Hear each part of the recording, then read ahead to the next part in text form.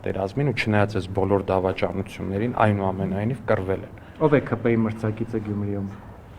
Ում ժողովուրդը կորոշի ԿՊ որպես այդպեսին ընդդիմադիր առանձին վերցրած տեխնացու գոյություն չունի, գոյություն ունի միասնական Սերժա Քոչարյանական ճակատ ընտրություններում, որը եւ միավորվելու է ընտրություններից հետո։ Եվ մեր գործն է թույլ չտալ, որպեսզի այդ ճակատը Գյումրու ընտրություններում ստանա այնքան քվե, որպեսզի միասնական կարողանան միավորվել ու վրեժ լուծել Գյումրուց ու վրեջ լուծել Գյումրիցուց։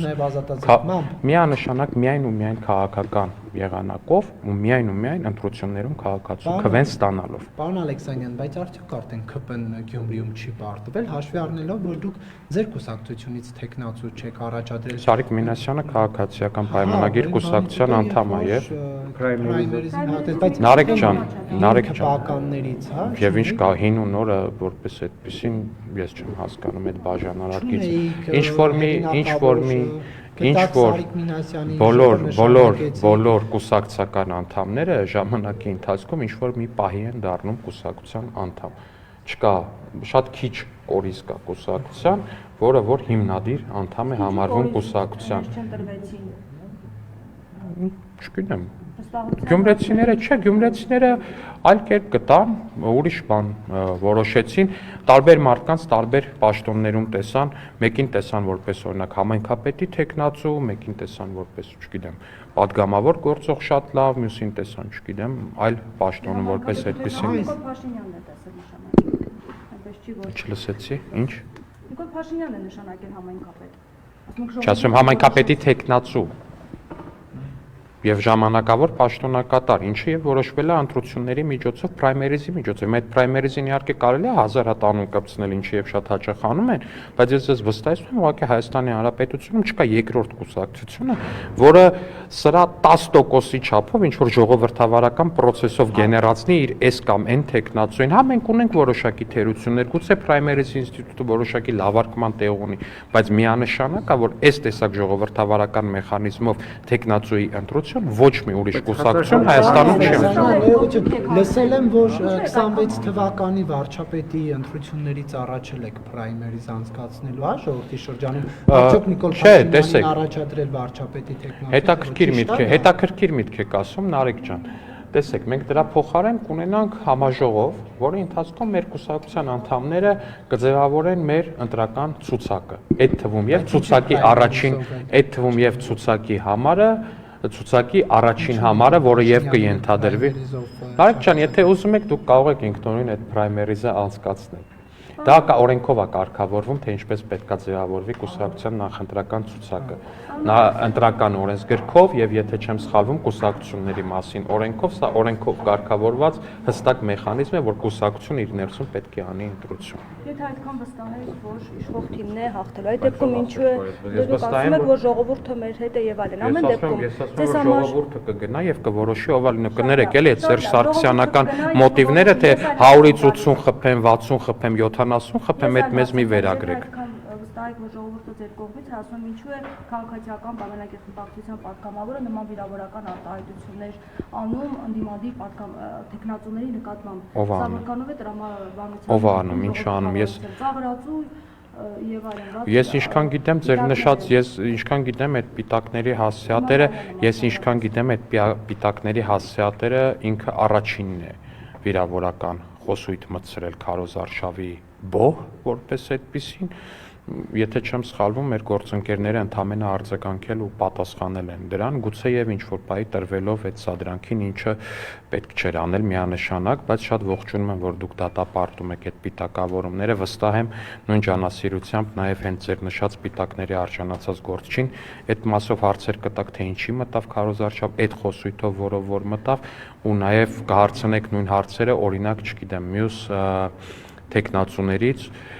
օրինակ Վարդան Ղուկասյանից, ով ինչ որ տենց կիսաքրեական խոսույթով մտել անդրապայքարի մեջ, ամենավերջին վիրավորանքներով եւ մնացածներով, Վարդանիկի մասին է խոսքը։ Պարոն Ալեքսանյան, վերջին շրջանում դարձյալ ակտիվացել են թեզերը, խոսակցությունները, թե ով բերեց Նիկոլ Փաշինյանին իշխանության, այստեղ հանրապետականները մեղադրում են ըստ էության որոշակի առումով քոչարյանականներին, քոչարյանականները ավելի շատ հանրապետականներին, այսինքն ով էր մեղավոր, որ Նիկոլ Փաշինյանը տեսեք, հենց այստեղ է կայանում են ֆենոմենը, որ ոչ հանրապետականը, ոչ քոչարյանականները այլևս երբեք Հայաստանում չեն լինելու իշխանություն։ Այդ ֆենոմենը կայանում է նրանում, որ իրանք այդպես էլ չեն հասկացել, թե ով Նիկոլ Փաշինյանին բերեց իշխանության ու բերեց ժողովուրդը։ Իրանք այդ ֆենոմենը մինչև հիմա չեն հասկանում, որ ուղղակի մարդիկ այդպես որոշեցին, քաղաքացիները 100,000-ավորներով դուրս եկան փողոց ու որոշեցին այդպես։ Բայց Բակրատ Միկոյանն ասում է, եթե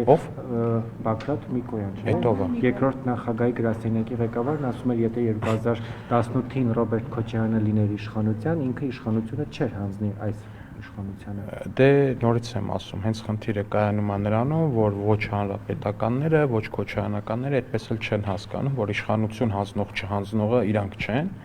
իշխանություն տվող չտվողը իրանք չեն, իշխանության տվող մի մարմին կա Հայաստանի Հանրապետությունում ու դա ժողովուրդն է։ Ու քանի դեռ իրանք շարունակեն դա չհասկանալ, իրենց այդ ձախողումների շղթան շարունակվելու է, իրանք շարունակելու են իրար գլխի տարատեսակ բաներ ջարդել։ Օրինակ ձեզ ինչպես էր պահել Ռոբերտ Քոչարյանը 18 թվականի եթե լիներ ղեկավար իշխանությունը, որ չտար։ Ես ինչ գործ ունեմ այդ մեկնաբանությունները տամ, տեսել ենք մի դեպք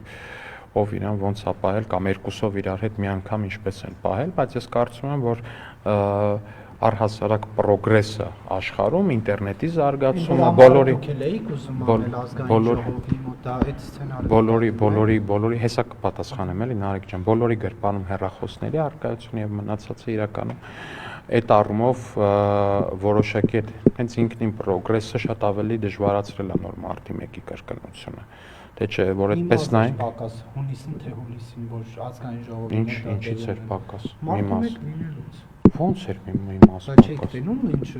միջոցներ էր կիրառում Հա, իրոք, բանդաները կազմած, մեր գլխավորությամբ, դիմակավորված բանդաները ստորագրություններով կազմած, զինված ուժերը սահմանից հանած, բերած եկել էին ու կրակում էին մարտական փամփուշտներով, ինչ զենք հա կիրառել։ Ժողովուրդ ջան, 1000 ներողություն, հա, երբ որ ոստիկաններին հորդորեց շարժման, ինչ էր, հա, առաջնորդը Սրբազան, ասեց ոստիկաններ ջան, ձեզ ոչ մեկ բան չի անելու, հանեք ձեր կասկաները, հետո այտենց մի ամուր կերպով սկսեցին եզրաքարերը ջարդել ու շպրտել ոստիկանների գլուխներին, ոստիկանությունը դիմեց միջոցների, որոշակի Թույլատրվող միջոցների Զարյա 3։ Հա, իրոք խայտարակ բան տեղի ունեցավ։ Օրենքը դարձրեցիք Խայտարակ բան է տեղի ունեցել, այն ոստիկանները ում գլխին նետվում էին փողոցի բորդյուրից պոկված քարեր, միջոցներ են դիմել, որպեսզի իրանց գլուխը չջարդվի քարերով, խայտարակ բան է տեղի ունեցել իրոք։ Լեգիտիմացնում եք ձեր Ինչն եք լեգիտիմացնում, Զարյա է։ Նարեկ ջան, նախ ի սկզբանե մի վարքյան, չէ, մի վարքյան ես պատասխանում, շարունակեմ, ես իմ նախորդ պատասխանը թույլ տվեք շարունակեմ։ Եթե ըստ ձեզ այդքան համադրելի բան է, Զարյա 3-ի կիրառումը մարտական փամփուշտներով քաղաքացիների ուղիղ գնդակահարության հետ, 1000 ներողություն, բայց այս խոսակցությունը ոչ մի տեղ ուղղակի չի կարա գնալ, չէր կարա մարդ մահանար, եթե առհասարակ ինչ որ բան չաներ, ինչ որ մեկը միտումնավոր կերպով չուզենար, որ ինքը մահանար։ Փաշինյանը Նաիրի բժշկական կենտրոնից 18 թվականին հարցազրույց էր տալիս եւ շատ խիստ քննադատում էր Զարյա 3-ի կիրառումը։ Հիմա Դե շատ լավ, խաղաղ ցուցարարների նկատմամբ հատուկ միջոցի կիրառումը մի բան է, եզրաքարերով ոստիկանների գլուխ ջարդող ցուցարարների նկատմամբ հատուկ միջոցի կիրառումը լրիվ ուրիշ բան է։ Այդ կադրերը հստակ կան ինտերնետում, բոլորդ կարող եք տեսնել, ինչպես էին ջարդում բորդյուրի քարերը եւ նետում ոստիկանների գլուխներին, որոնց որ մի քանի րոպե առաջ շարժման առաջնորդը հորդորել էր